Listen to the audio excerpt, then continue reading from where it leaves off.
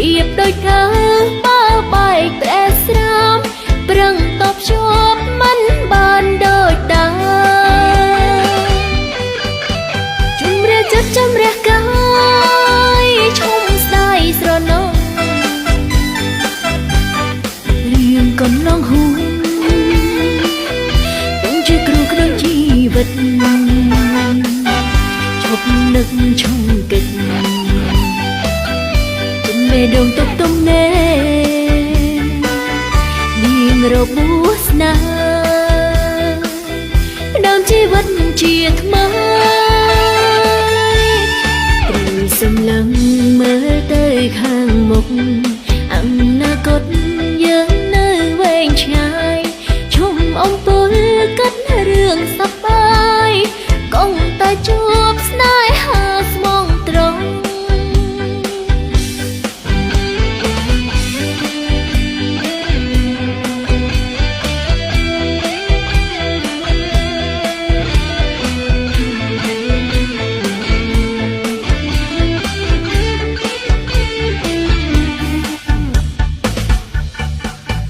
គូនៅ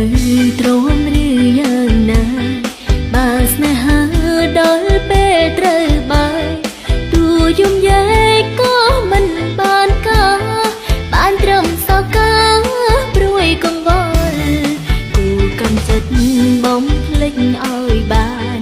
រឿងប៉ុន្មានទុកថាវេនកម្ម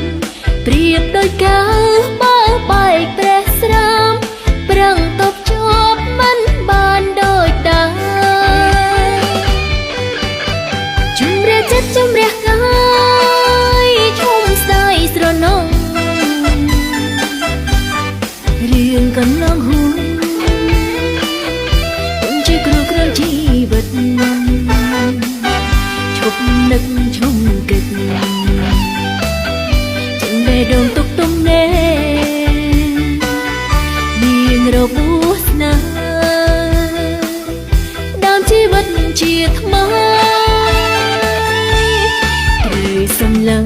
មើលទៅខាងមុខ